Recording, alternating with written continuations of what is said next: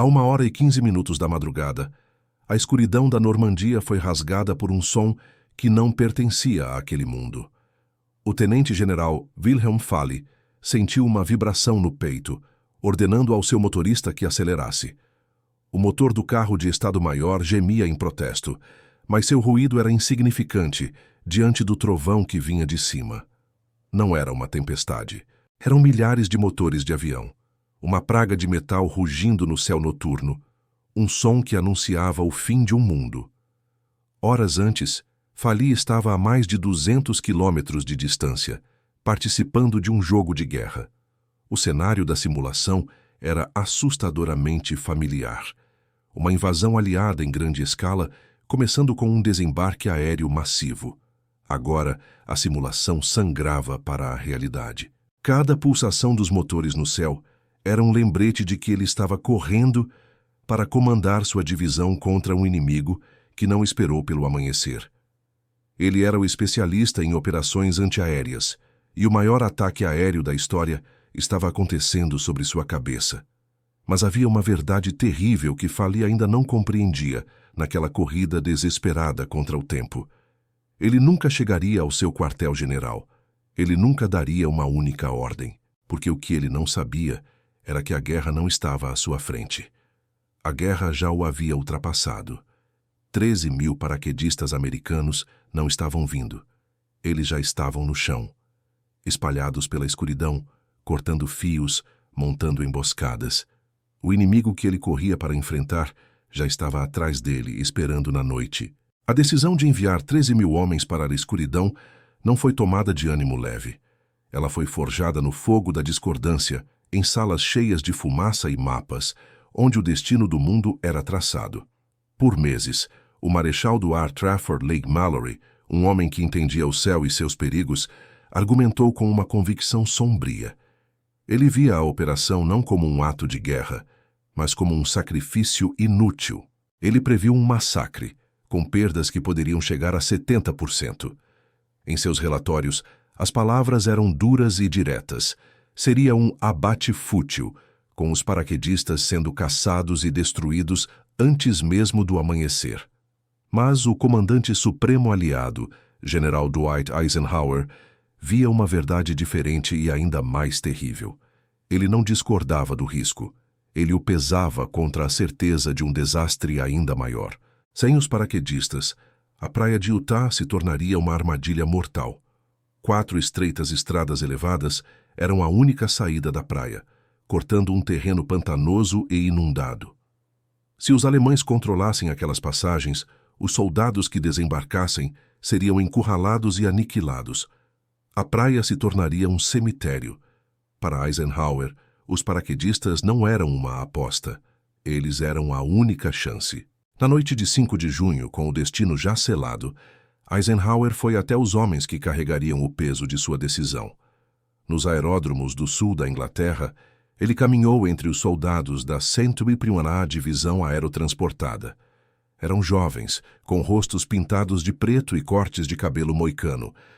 Um ritual de guerreiros marchando para o desconhecido. Ele não fez discursos grandiosos. Em vez disso, ele se moveu entre eles, apertando mãos, perguntando de onde eram, oferecendo palavras que pareciam pequenas demais para a imensidão daquela noite. Ele olhou nos olhos deles e viu a consciência de que talvez não houvesse um amanhã. O fardo daquele conhecimento era dele e somente dele. E somente, depois de deixar os homens ao seu destino, ele retornou ao silêncio de seu quartel-general. Longe dos motores e das despedidas nervosas, o peso do mundo parecia desabar sobre seus ombros. Ele pegou uma caneta e um pedaço de papel. Em um ato de total responsabilidade, ele escreveu uma breve nota a ser divulgada, caso a invasão falhasse. As palavras eram simples, mas carregavam o peso de nações. Se qualquer culpa ou falha se aplicar a esta tentativa, ela é minha somente. Ele dobrou o papel e o guardou no bolso do casaco. Era mais do que uma nota. Era o fantasma de um fracasso, um epitáfio pré-escrito para a maior operação militar da história. Enquanto os aviões cruzavam o Canal da Mancha, o destino da guerra não estava mais nas mãos dos generais. Estava com aqueles jovens no céu, voando em direção a uma fortaleza que os esperava, pronta para o abate. Do outro lado do Canal da Mancha, o marechal de campo Erwin Rommel, a raposa do deserto, havia canalizado sua genialidade tática para construir uma fortaleza. A muralha do Atlântico não era apenas uma linha de defesa, era uma besta de concreto e aço projetada para um único propósito: transformar a costa da França em um cemitério para qualquer força invasora. Rommel estava obcecado com uma única verdade: a guerra seria vencida ou perdida na praia, durante as primeiras e cruciais 24 horas. Cada grão de areia, cada onda, estava no alcance de suas armas. Sua atenção aos detalhes era assustadora.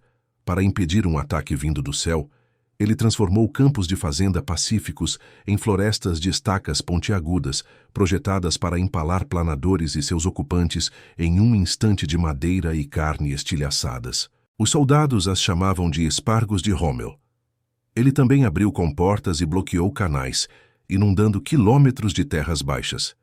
O resultado foi um pântano traiçoeiro, uma sepultura silenciosa de lama e água fria, pronta para engolir qualquer paraquedista sobrecarregado que caísse em seu abraço gelado. Mas toda fortaleza, não importa quão formidável, tem suas rachaduras. As tropas que guarneciam a muralha eram em grande parte formadas por homens mais velhos ou recrutas de países ocupados, cuja lealdade era questionável. Faltavam materiais, e muitos dos bunkers imponentes existiam apenas no papel. A falha mais profunda, no entanto, não estava no concreto, mas no orgulho e na estratégia. Rommel travou uma batalha feroz com seu superior, o marechal de campo von Rundstedt, sobre o posicionamento das divisões Panzer, a elite blindada. Rommel queria os tanques perto da costa, prontos para esmagar os invasores no momento em que tocassem a areia. Von Rundstedt insistia em mantê-los na retaguarda para um contra-ataque massivo e decisivo. O meio-termo que alcançaram foi o pior dos dois mundos. Os tanques estavam longe demais para reagir rapidamente, mas perto demais para serem concentrados de forma eficaz. Foi essa indecisão que criou a abertura. Se você estivesse no comando alemão, qual estratégia teria escolhido? O ataque rápido e arriscado de Rommel ou a abordagem cautelosa de von Rundstedt? Deixe sua escolha nos comentários abaixo. E se você sente o peso desses momentos decisivos na história, saiba que apenas os escolhidos clicarão no botão vermelho para se inscrever e descobrir como o impossível foi alcançado. Enquanto os generais alemães olhavam para o mar, esperando uma ameaça que viria pela frente, os planejadores aliados olhavam para cima. A solução deles para a muralha do Atlântico era audaciosa, quase suicida. Eles não iriam romper a muralha, eles iriam saltar sobre ela. Antes que um único soldado pisasse na praia, eles lançariam milhares de paraquedistas no coração do território inimigo, uma força em menor número, mal armada e cercada por todos os lados, com uma missão simples: não vencer a guerra, mas criar um caos tão absoluto que a defesa alemã se despedaçaria de dentro para fora. A missão era clara, mas beirava o impossível. Para as divisões aerotransportadas 8ª e 100 o sucesso não era uma opção. Era a única condição para a sobrevivência de dezenas de milhares de homens que desembarcariam na praia de Utah ao amanhecer. O objetivo deles era cirúrgico e desesperado: capturar as pontes e, acima de tudo, as 4 estradas elevadas que serviam como a única artéria para fora da praia. Se falhassem, a praia se tornaria uma tumba. A ponta de lança dessa lança seria uma força de elite conhecida como Pathfinders, os batedores. Eram os homens enviados para domar a escuridão. Saltando 30 minutos antes da força principal, sua tarefa era encontrar as zonas de lançamento corretas em um território inimigo totalmente escuro e ativar sinalizadores eletrônicos. Esses faróis invisíveis a olho nu emitiriam um pulso que guiaria a frota de mais de 1000 aviões que os seguia. Eles eram os olhos da invasão. O capitão Frank Lilleman e sua equipe foram os primeiros a subir a bordo. Cada homem carregava mais de 50 quilos de equipamento especializado, além de suas armas e munição. Eles eram veteranos, os melhores dos melhores, e enquanto o avião voava a apenas 150 metros acima das águas escuras do Canal da Mancha para evitar o radar alemão, uma calma tensa pairava no ar. Eles seriam os primeiros soldados americanos a pisar na França ocupada no dia D. Como um punhado de homens, saltando cegamente na noite, poderia garantir a segurança de um exército inteiro. No momento em que cruzaram a costa francesa, o plano meticulosamente traçado colidiu com a brutalidade da guerra. Uma muralha impenetrável de nuvens os forçou a subir, e quando desceram novamente estavam perdidos. Imediatamente, o céu explodiu. A artilharia antiaérea alemã abriu fogo, e garras de fogo rasgaram a escuridão, com projéteis traçantes pintando linhas mortais entre os aviões. Os pilotos, cegos e sob ataque, realizaram manobras evasivas violentas, despedaçando as formações que haviam voado em perfeita sincronia por todo o canal. O plano não apenas falhou, ele se desintegrou em um caos de fogo e confusão. A maioria das equipes de Pathfinders foi lançada a quilômetros de seus alvos. Alguns pousaram em pântanos inundados, perdendo os preciosos sinalizadores na água lamacenta. Outros caíram diretamente sobre posições alemãs, entrando em combate antes mesmo de conseguirem se libertar de seus paraquedas. Dos 6 locais de desembarque designados, apenas um, a zona de lançamento O, teve seus sinalizadores totalmente operacionais quando a força principal chegou. A ponta de lança da maior invasão da história havia se estilhaçado. E agora no céu, mais de 1.000 aviões transportando 13.000 homens voavam em alta velocidade em direção a um abismo, guiados por um silêncio mortal vindo do chão. Dentro dos mais de 1.000 aviões C-47, o ar era denso com o cheiro de suor, óleo e medo contido. Os paraquedistas, sobrecarregados com mais de 40 quilos de equipamento que os puxavam para o chão de metal, sentavam-se em um silêncio pesado. Para muitos, as palavras já haviam se esgotado. A única coisa que restava era o ritual. Muitos haviam raspado a cabeça em moicanos ou pintado os rostos com listras pretas, não por disciplina, mas como um ato de desafio primal, uma homenagem aos guerreiros nativos americanos que iam para a batalha esperando não retornar. Era uma forma de dizer ao destino que eles o encaravam de frente. Então o inferno subiu para encontrá-los. Ao cruzar a costa, os aviões mergulharam em um banco de nuvens que os cegou e, em seguida, em uma tempestade de fogo antiaéreo. O céu noturno se transformou em uma teia de aranha de projéteis traçantes e explosões alaranjadas. As formações, treinadas por meses para voar com a precisão de um desfile, se estilhaçaram em um caos de manobras evasivas. Os pilotos, lutando para manter seus aviões no ar, enfrentaram uma escolha impossível: seguir um curso que os levaria à destruição certa ou dar a luz verde e espalhar seus homens pela paisagem inimiga. Eles escolheram a sobrevivência.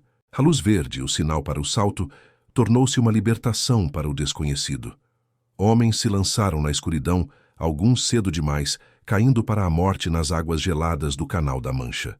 O plano previa a concentração de 60% das tropas em um raio de 1,5 km de seus alvos. A realidade foi que menos de 20% conseguiram isso. Na 101ª Divisão Aerotransportada, as estatísticas eram ainda mais sombrias. Apenas 1 em cada 6 soldados chegou ao seu ponto de encontro planejado. O general James Gavin, um dos mais jovens e respeitados generais do exército, personificou essa catástrofe. Após um salto violento de seu avião danificado, ele pousou sozinho em um pântano, com a água fria até a cintura, o peso de seu equipamento ameaçando afogá-lo. O líder de uma das maiores forças de assalto da história estava completamente sozinho, sem exército para comandar, sem saber onde estava. Sua experiência foi a de milhares. Homens que haviam treinado juntos por meses estavam agora isolados, caçados, cercados por estranhos em uma terra hostil. Como encontrar um amigo em um país de inimigos, onde cada sombra é uma ameaça e cada som pode ser o último? A resposta não estava em um rádio ou em um mapa. Estava em um brinquedo infantil, um pequeno sinalizador de latão em forma de grilo distribuído para os homens da 101ª Divisão. Na escuridão, um som metálico e seco de um clique era um questionamento. A resposta correta, 2 cliques, significava amizade. A ausência de resposta, ou o som errado, significava fogo imediato. Naquela noite, o destino da maior invasão da história não dependia mais de generais e seus planos grandiosos. Dependia de um som, um clique na escuridão, seguido por um silêncio aterrorizante, enquanto um soldado perdido prendia a respiração, esperando para saber se a figura que se aproximava era um irmão de armas ou a morte. Para os comandantes alemães, a noite se transformou em um labirinto de pânico. Relatórios frenéticos inundavam as linhas telefônicas, descrevendo paraquedistas caindo em dezenas de locais diferentes, muitos deles a quilômetros de distância uns dos outros. Era impossível formar uma imagem clara. O caos que para os americanos era um desastre tornou-se sua maior arma, e essa confusão não era inteiramente acidental. Ela foi deliberadamente amplificada por uma das operações de engano mais engenhosas da guerra. Enquanto os paraquedistas reais saltavam para seus objetivos, a Operação Titanic lançava 500 soldados fantasmas sobre a Normandia. Eram bonecos de pano do tamanho de um homem pequeno, apelidados de Ruperts. Cada um estava equipado com cargas explosivas que simulavam o som de tiros ao aterrissar. Para completar a ilusão, pequenas equipes de forças especiais britânicas saltaram com eles usando alto-falantes para transmitir sons de batalha e gritos de comando.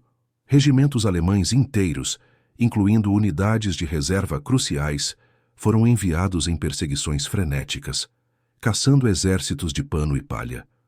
Enquanto a maior parte do exército alemão caçava fantasmas, o tenente-general Feli corria em direção a um perigo muito real. As estradas que ele percorria, antes seguras, eram agora território inimigo. Perto de seu quartel-general, um pequeno grupo de paraquedistas americanos, perdidos e desorientados, mas não derrotados, havia montado uma emboscada improvisada em um cruzamento. Liderados pelo tenente Malcolm Brannan, eles ouviram o som de um carro se aproximando em alta velocidade. Brannan gritou para que parasse. O carro não obedeceu. Em um instante, o silêncio da noite foi quebrado por uma saraivada de tiros.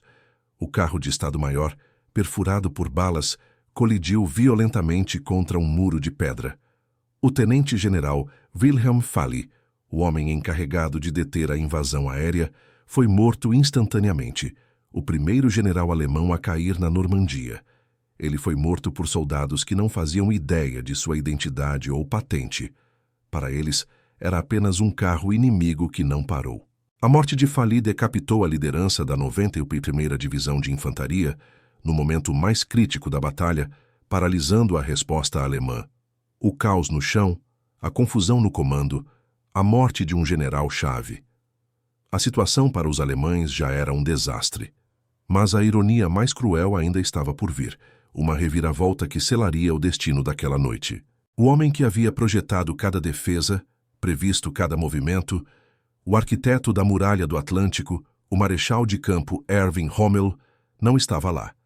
Ele estava a centenas de quilômetros de distância, na Alemanha, para celebrar o aniversário de sua esposa. Enquanto seus homens lutavam e morriam em meio ao caos, o único general que poderia ter transformado a confusão em uma resposta coerente estava completamente alheio ao fato de que a invasão que ele jurou esmagar nas praias já havia começado. Com o comando alemão decapitado e em desordem, a batalha pela Normandia se fragmentou em centenas de combates desesperados, travados por homens perdidos lutando por suas vidas. Em nenhum lugar, o caos foi mais brutal do que na pequena cidade de Sainte-Mère-Église. Ali, o acaso transformou um desastre em um inferno. Um incêndio em uma casa no centro da cidade iluminou o céu noturno exatamente no momento em que os paraquedistas desciam. Para os defensores alemães, foi como um campo de tiro. Os americanos, silhuetas perfeitas contra as chamas, foram massacrados antes mesmo de tocarem o chão. O soldado John Steele se tornou o símbolo imortal daquele massacre.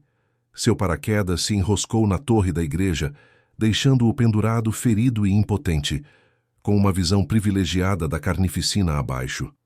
Por mais de 2 horas, ele se fingiu de morto, um espectador silencioso de seu próprio inferno, até ser capturado. No entanto, apesar das perdas terríveis, o espírito dos paraquedistas não se quebrou. Pequenos grupos se reagruparam na escuridão e, em um ato de incrível audácia, atacaram a cidade. Às 4h30 da manhã, a bandeira americana tremulava sobre Sainte-Mère-Église, a primeira cidade na França a ser libertada no dia D. A oeste, a luta era ainda mais selvagem. A batalha pelas pontes sobre o rio Merderet não era por território, era pelo controle da própria vida da invasão. A estrada elevada que levava à ponte de La Fière, com apenas 500 metros de comprimento, tornou-se um dos trechos de terra mais mortais de toda a Segunda Guerra Mundial. Por 4 dias, americanos e alemães se chocaram naquele corredor estreito, transformando a estrada em um matadouro. O clímax foi um ataque que desafiava a lógica. A infantaria de planadores americana recebeu a ordem de avançar em um ataque frontal, caminhando diretamente contra o fogo cruzado de metralhadoras alemãs. Eles não podiam correr. A estrada estava congestionada com os corpos de seus camaradas. Então eles caminharam para a morte, passo a passo, enquanto homens caíam à sua esquerda e à sua direita. O general Matthew Ridgway, comandante da 82ª Divisão, foi visto no meio do fogo, ajudando a limpar destroços para abrir caminho. O sacrifício foi inimaginável, mas eles romperam. Eles tomaram a ponte. Ao final do dia 6 de junho, o impossível havia sido alcançado. 3 das 4 estradas elevadas vitais estavam em mãos americanas. As pontes estavam seguras. A retaguarda inimiga estava em frangalhos. Mas a que custo? Mais de 2.400 paraquedistas americanos foram mortos, feridos ou desapareceram naquele único dia. Unidades inteiras foram dizimadas.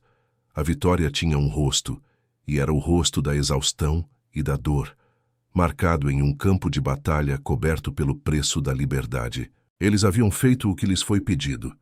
Mas será que o sacrifício deles seria suficiente para virar a maré quando o sol nascesse e a verdadeira invasão começasse nas praias? O sacrifício feito na escuridão teve seu veredito ao amanhecer. Quando a primeira onda de tropas de infantaria desembarcou na praia de Utah, eles encontraram defesas alemãs em desordem, desorientadas e sem liderança. As estradas elevadas, que deveriam ter sido funis de morte, já estavam em mãos amigas. O resultado foi surpreendente. Utah Beach teve menos de 200 baixas, as mais leves de todas as 5 praias da invasão. A brutal diferença entre a quase tranquilidade em Utah e o banho de sangue em Omaha Beach, onde mais de 2.000 americanos morreram, pode ser atribuída a uma única causa: os 13.000 homens que saltaram na noite anterior.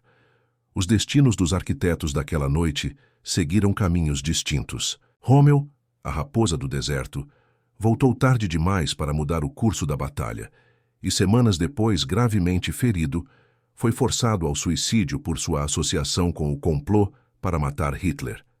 Eisenhower, o general que assumiu sozinho o peso do possível fracasso, se tornaria presidente dos Estados Unidos. E Gavin e Taylor, os generais que saltaram com seus homens, se tornariam ícones de liderança militar. A invasão não foi vencida por um plano perfeito. Na verdade, o plano falhou espetacularmente. Ela foi vencida pela iniciativa, pela coragem e pela recusa em desistir de milhares de jovens que, perdidos, isolados e em menor número, lutaram suas próprias guerras privadas na escuridão.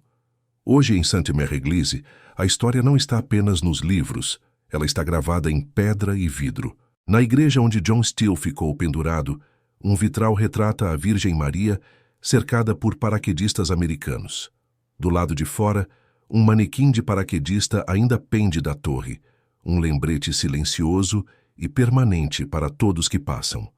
Qual parte desta história mais te impactou? A decisão de Eisenhower, o azar de Falle ou a coragem de um soldado pendurado entre a vida e a morte? Compartilhe seus pensamentos nos comentários abaixo.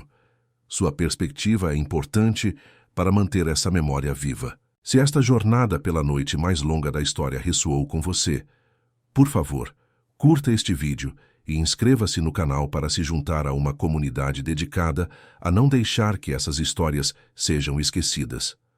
Cada clique, cada comentário, ajuda a honrar o sacrifício daqueles que não voltaram para casa. A liberdade da Europa não começou com uma carga heróica na praia. Começou com homens caindo do céu na escuridão em um encontro violento com o destino.